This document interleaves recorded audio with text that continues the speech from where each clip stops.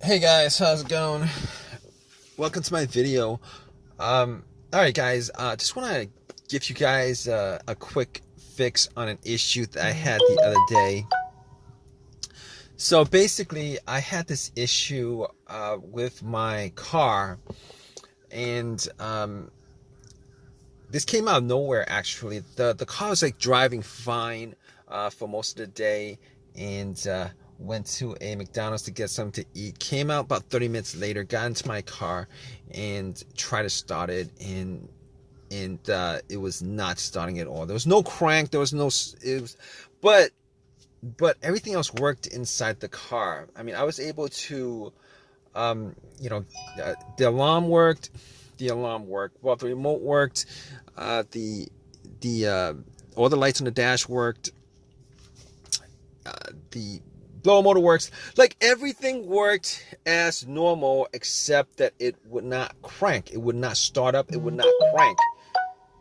So that was a bit of a, uh, you know, an annoyance, a frustration that I was dealing with, and I was like, okay, this, this car has been pretty good. I've had virtually no issues with it. It's driven fine. There's no check engine light. Haven't had any issues with it since I had it. And all of a sudden, this came up where, out of nowhere, out of the blue, it just would not start up. So, I was a bit annoyed by it, but I had to solve the issue. So what I did was I turned on my headlights and went out just to see how bright the headlights were, because I want to gauge how much charge was in the battery. Maybe the battery had maybe I need to change the battery or something, but the headlights were like super super super bright. So at that point I was like, maybe it's not the battery, because I mean, for headlights to be that bright, there should be enough charge in the battery for me to do a slow crank. I should be hearing like some kind of crank, some kind of slow crank, but did not get any of that. So that had me scratching my head. I went back into my car, and pretty much what I did was, um, I was thinking that it could possibly be the brake switch. So what I did was, I have this little, it's called like, it's called a brake lock, where it locks the brake, but it's like for security reason. But I used that to push the brakes, and then went out to see whether the brake lights were working, and the brake lights were working just fine. So I knew that it wasn't the brake switch that was the issue, which I kind of thought it was, but it wasn't. So after that, what I did was, I checked the battery, just to make sure, whether, the terminals were good, clean, etc., etc.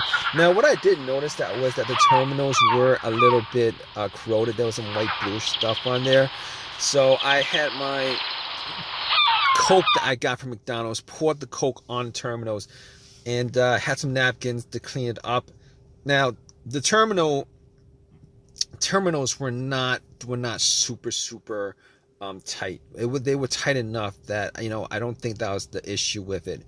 So it was tight enough. I took the terminals off, poured some Coke on it, cleaned it with napkins, popped it back in, and for sure I thought that would actually fix the issue. Try to start it, it would not crank. Same situation, would not crank, would not start. So outside of that, I was like, okay, let's check the ground wire. The main ground wire, if you guys don't know, is the negative cable. Normally, it hooks up to the frame of the car. So I was looking at the ground wire just to see whether there was any kind of just to see whether it was corroded, disconnected, rusted, or anything like that. There was a little bit of rust, but nothing that I thought would affect the electricity going to the battery to the car.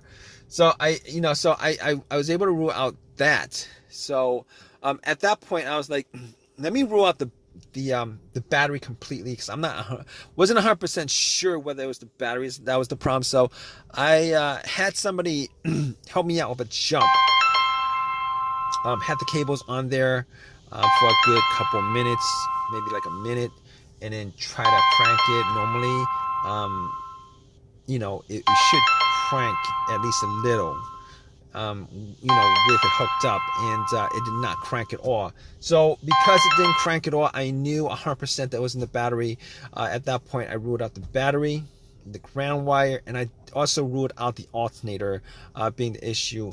Because normally, if the alternator wasn't charging the battery and the battery is completely dead, the test for the alternator is if you put wires to the terminals, it should jump the alternator and then have and then it should at least crank up. And once you take the cables off, the car would die. So at that point, I could rule out the alternator. I could rule out all those things at that point. So basically, what I did was I got back to my car and I'm like, I was still hoping that there was a really simple fix to the problem. So basically at that point, I was thinking to myself, okay, I have an OBD2 reader, a $19 OBD2 reader that I got from Walmart. And seeing as how there's no check engine lights on the dash, I thought to myself, I mean, there's a chance that it could possibly be something, but that might bring a code up that's pending, that's not in the system. So what I did was I hooked the OBD2 up and made sure that it actually went through and scanned the whole entire ECU, which it did. It scanned the whole entire ECU. No codes popped up, no pending codes, nothing at all. And at that point, I was ruling, as many things out as I could. And at that point, I ruled that out. Okay, so after that, I was thinking to myself, there's a couple other things it could be. Possibly be the fuses or the relays. All right, so I got to the box where the fuses and relays are and checked out all the fuses just to make sure that there were no blown fuses or anything like that. And checked out to see whether there was any kind of brownish tint on any of the top of the fuses. There was none. Didn't see anything that was burnt. And then I recalled that there were two situations where I've experienced where the fuses caused my car not to start. And this was cars that I've had previously. One of those situations was, the car that I had, there was no power at all to the car, nothing was on, etc., etc. And in that situation, it turned out to be the main fuse that was blown. It was the main fuse that was blown. But once I swapped that out, it actually fixed everything. But that's not this situation here, because I was getting power to everything else except it wouldn't crank. It wouldn't start, it wouldn't crank. So that wasn't the situation. The other situation where there was a fuse issue that caused no start was the car would crank but it wouldn't turn over. It would crank but it wouldn't turn over, and that fuse turned out to be either the CPU, the fuse to the CPU, or the fuse to the fuel pump. Now that unfortunately wasn't the quick fix for this car, because there's no cranking. This car is not cranking. It's not cranking at all. So that wasn't the problem.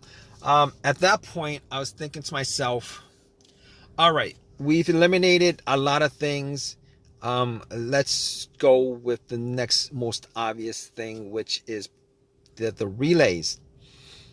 And I actually thought it may have been a relay that would be causing the issue.